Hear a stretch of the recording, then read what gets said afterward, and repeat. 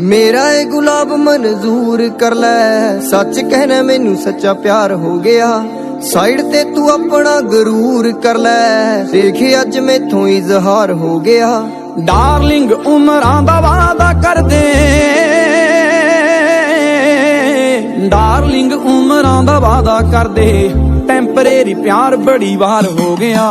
रोवेगी मुकद्दरां नूं हीरे मेरीए, जे हीरियां दे हार जिहा यार